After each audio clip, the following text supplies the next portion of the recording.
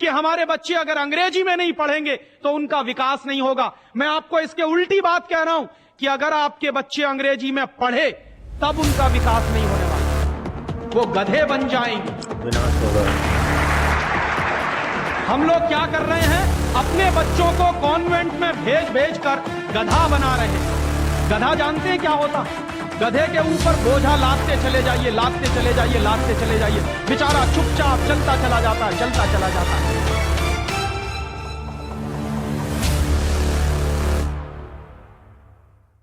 वो तो आपको भी 2 कौड़ी का मान के फेंक देने वाले।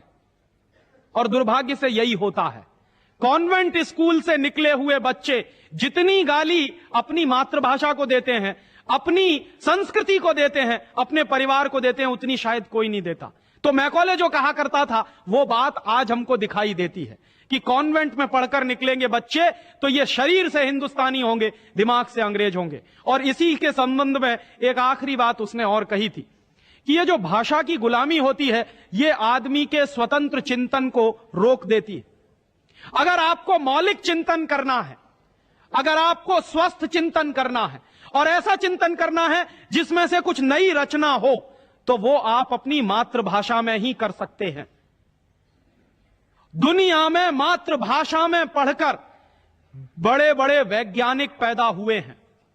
हम लोग अक्सर, मैं लोगों को कहता हूं कि जो लोग कॉन्वेंट के पीछे पागल हैं उनको मैं अभी ताजा ताजा उदाहरण देता हूं। हिंदुस्तान में एक वैज्ञानिक है, उसका नाम है डॉक्टर एपीजे कलाम। डॉक्टर एपीजे कलाम को इस साल भारत रत्न मिला है और डॉक्टर एपीजे कलाम हिंदुस्तान के जिंदा रहने वाले वैज्ञानिकों में इस समय सबसे ऊपर के व्यक्ति हैं। आपको मालूम है डॉक्टर कलाम की पूरी शिक्षा तमिल में हुई है, अंग्रेजी उन्होंने पढ़ी नहीं है। बहुत वर्षों के बाद उन्होंने थोड़ी अंग्रेजी पढ़ी है काम चलाने के लिए। बचपन से उनकी पूरी शिक्षा उनकी मातृभाषा में हुई है। वो तमिल अच्छी जानते हैं, मलयालम अच्छी जानते हैं और हिंदुस्तान में आज वो सबसे ऊंची श्रेणी के वैज्ञानिक हैं जिनको भारत रत्न मिला। दुनिया के ऐसे तमाम वैज्ञानिकों के मैं उदाहरण दे सकता हूं। आइंस्टाइन, अल्बर्ट आइंस्टाइन सारा का सारा काम अपनी मातृभाषा में करता था, जर्मन में, और इसलिए इतना बड़ा बना। फ्रांस में एक वैज्ञानिक था मैक्स प्लैंक, जिसकी थ्योरीज हमारे जैसे इंजीनियर्स को पढ़ाई जाती थी जब हम पढ़ते थे। मैक्स प्लैंक की पूरी शिक्षा फ्रेंच भाषा में हुई थी। तो हम लोग जो अपने मन में गलतफहमी पाल कर बैठे हैं कि हमारे बच्चे अगर अंग्रेजी में नहीं पढ़ेंगे तो उनका विकास नहीं होगा, मैं आपको इसके उल्टी बात कह रहा हूं कि अगर आपके बच्चे अंग्रेजी में पढ़े तब उनका विकास नहीं होने वाला, वो गधे बन जाएंगे, विनाश होगा।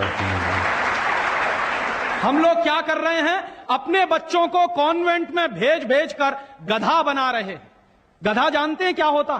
गधे के ऊपर बोझा लादते चले जाइए, लादते चले जाइए, लादते चले जाइए, बेचारा चुपचाप चलता चला जाता है, चलता चला जाता है। आजकल बच्चों के कंधे पर जो बस्ते हमने लाद दिए हैं, जरा उनका वजन तो कर लीजिए। जो बच्चे का वजन है उससे ज्यादा बस्ते का वजन है। अभी से आप अपने बच्चे को स्पॉन्डिलाइटिस का मरीज बना रहे हैं। जितना वजन उसका कंधा ढो नहीं सकता उससे ज्यादा वजन उसके कंधे पे लटका हुआ, और बेचारा वो बस्ता लेके जाता है, लौट के आता है। जब लौट के आता है तो घंटों घंटों का होमवर्क उसको दे दिया जाता है। आप क्या करते हैं, अपनी मगजमारी कम करने के लिए उसका एक ट्यूटर रख देते हैं। ट्यूटर क्या करता है कि स्कूल का होमवर्क मिला, ट्यूटर ने अपना होमवर्क दे दिया। बच्चे का खेलना कूदना बंद, और बच्चा अगर खेलेगा नहीं, कूदेगा नहीं, तो उसका विकास कैसे होने वाला? तो या तो आपने फंसा दिया बेचारा होमवर्क। मैं अच्छे अच्छे घरों में जाता हूं, सबके बच्चे क्या कर रहे हैं, होमवर्क कर रहे हैं, सवेरे से शाम तक होमवर्क चल रहा है, कभी खत्म होने में ही नहीं आता। भला हो ऐसे स्कूलों का।